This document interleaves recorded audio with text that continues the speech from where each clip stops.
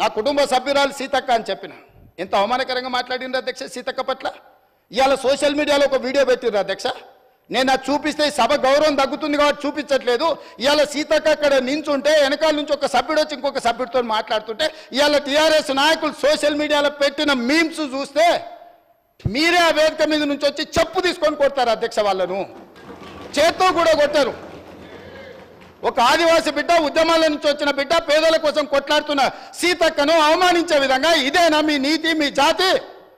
ఇందుకోసమేనా మీరు ఇవాళ ఇట్లాంటి రాజకీయాలకు పన్నుతారా? ఆమె దళిత, ఆమె ఆదివాసి ఆడబిడ్డ కాబట్టి ఆమెను అవమానించవచ్చా?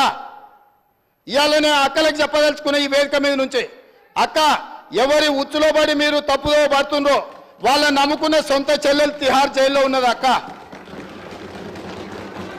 సొంత చెల్లెలు తిహార్ జైల్లో ఉంది అధ్యక్ష.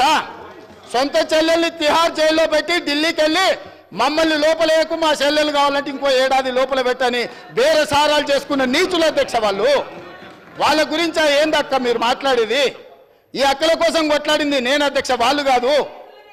కాబట్టి ఆ అక్కల పట్ల నేను మహిళల పట్ల గౌరవంగా ఉండేవాడిని, అక్కల్ని గౌరవించేవాడిని. మంత్రివర్గ సమావేశంలో కూర్చోలేకపోతే కొండ సురేఖక్కనో సీతక్కనో వస్తే నేను లేచి కూర్చిచ్చిన ఎన్నోసార్లు ఈ అక్కలు ఉండ్రు. ఈ తమ్ముని నమ్ముకున్న అక్కలు మంత్రులై ముందు వరుసలు ఉండరా అధ్యక్ష? ఈ తమ్ముని నమ్ముకున్న అక్కలు మంత్రులై ఇక్కడ ఉన్నారు. ఆ దిక్కుమాల తమ్ముని నమ్ముకున్న అక్కల పరిస్థితి ఏముందో మీకు తెలుసు కదా అధ్యక్ష. సొంత చెల్లెలు జైల్లో ఉంది అధ్యక్ష. ఆ చెల్లె గురించి మాట్లాడారు.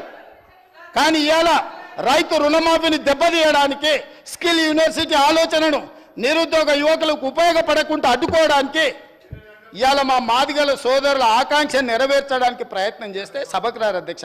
ఇంతకుముందు మా సభ్యుడు బాగా చెప్పిండు అధ్యక్ష. ఒకనాడు దళితుని ముఖ్యమంత్రిని చేస్తా అని మోసగించిండు, ఉప ముఖ్యమంత్రి ఇచ్చి బర్తరఫ్ చేసిండు. అట్లాంటి పరిస్థితుల్లో శ్రీమతి సోనియా గాంధీ గారు శ్రీ మల్లికార్జున్ ఖర్గే గారిని జాతీయ అధ్యక్షుని చేసింది అధ్యక్ష. శ్రీమతి సోనియా గాంధీ రాహుల్ గాంధీ గారు తమర్ని స్పీకర్గా చేసి ఆ కుర్చీలో కూర్చోబెట్టారు అధ్యక్ష. మీరా కుమార్ గారిని లోక్సభ స్పీకర్గా చేస్తే తెలంగాణ రాష్ట్రం ఇచ్చింది అధ్యక్ష. మీరా కుమారి గారు నేరెళ్లలో దళితులను కరెంటు షాకులు పెట్టి కొట్టించి సంసార జీవితానికి పనికి రాకుండా హింసిస్తే పరామర్శించడానికి మీరా కుమార్ గారు వస్తే ఎయిర్పోర్టుల్ని అరెస్ట్ చేసిండ్రు అధ్యక్ష. అది వాళ్ళ నీతి, వాళ్ళ జాతి. ఇవాళ ఎందుకు రాడు అధ్యక్ష? మిమ్మల్ని సోనియా గాంధీ గారు, మల్లికార్జున్ ఖర్గే గారు, రాహుల్ గాంధీ గారు స్పీకర్ చేసి అధ్యక్ష స్థానంలో కూర్చోబెడితే మీరు అక్కడ కూర్చుంటే అక్కడ కింద కూర్చోవలసి వస్తుందని, మీ ముందల కింద కూర్చోకూడదు అని ఇవాళ సభకు వస్తలేడు అధ్యక్ష. ఏ దళితునైతే ముఖ్యమంత్రిని చేస్తాను దళితులను మోసగించిండో, ఏ దళితుని ఉప ముఖ్యమంత్రిగా చేసి అకారణంగా బర్తరఫ్ చేసిండో, ఇవాళ వాళ్ళను అవమానించిన చంద్రశేఖరరావు మైకులో మాట్లాడాలంటే ఒక దళిత బిడ్డను లేచి అధ్యక్ష నాకు మైక్ ఇవ్వు అని అడుక్కునే పరిస్థితి కాంగ్రెస్ తీసుకొచ్చింది అధ్యక్ష.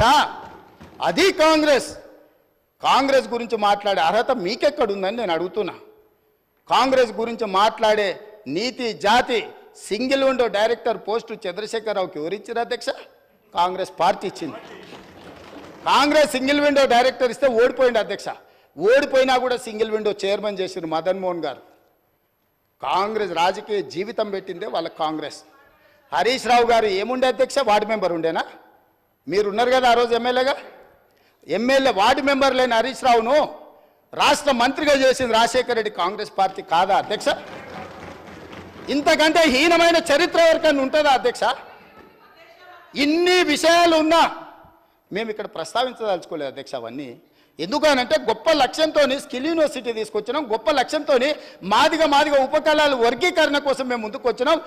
గొప్ప లక్ష్యంతో రైతు రుణమాఫీ చేసి రైతులను ఆదుకొని రుణ విముక్తులను చేసి తలెత్తుకొని ఆత్మగౌరవంతో రైతులు తిరిగే విధంగా ఇవాళ ముందుకు తీసుకెళ్ళాలి రైతులను మేము వస్తే, వచ్చిన కాడి నుంచి మైక్ ఇస్తేనేమో శాపనార్థాలు, మైక్ ఇవ్వకపోతేనేమో పోడియంలా మొత్తం సమయం తీయండి అధ్యక్ష.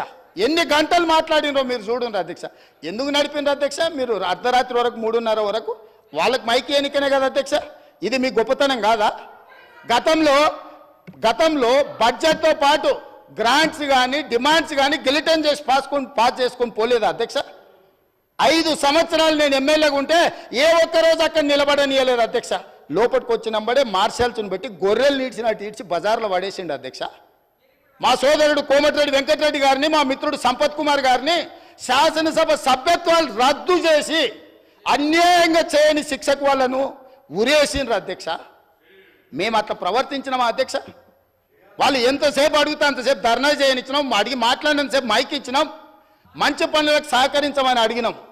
కాబట్టి ఇప్పటికైనా అధ్యక్ష పెద్ద మనసు చేసుకొని అక్కలు ఇక్కడ ఉన్నారు, ఇవాళ నిరుద్యోగ యువకులు మీ తమ్ముళ్ళు మీ పిల్లలు. కాబట్టి ఇప్పటికైనా ఇట్లా నిలబడి నిరసన తెలుపుడు కాదు, ఇట్లా నిలబడి నిరసన తెలపడం వల్ల అక్క మీకు మంచి పేరు రాదు. చెడ్డోని 10 ఇచ్చి వదిలించుకోవాలి, మంచోని 10 ఇచ్చి సావాసం చేయాలంటారు. అట్లాంటి వాళ్ళ సావాసం పనికిరాదు అక్క. నేను ఇప్పటికి కూడా చెప్తున్నా, మీరు బయట వాళ్ళు కాదు, మీరు మా అక్కలు, మా కుటుంబ సభ్యులు, మీ మంచి కోసం చెప్తున్నా. అక్కల క్షేమం కోరుకునే తమ్ముడుగా నేను చెప్తున్నా. నేను సమాజాన్ని చాలా చూసిన, చాలా కింది నుంచి వచ్చిన, గ్రామీణ ప్రాంతం నుంచి వచ్చిన, ఉమ్మడి కుటుంబం నుంచి వచ్చిన, నాకు అక్క చెల్లెళ్ళు అక్కలను అవమానించేంత నీచమైన జాతి నాది కాదు అధ్యక్ష. చెల్లెలు జైళ్ళు ఉంటే రాజకీయాల కోసం బజార్లలో తిరగటోని కాదు అధ్యక్ష నేను. అందుకే అక్కలతో పాటు వాళ్ళకు కూడా నేను విజ్ఞప్తి చేస్తున్నా, రైతు రుణమాఫీ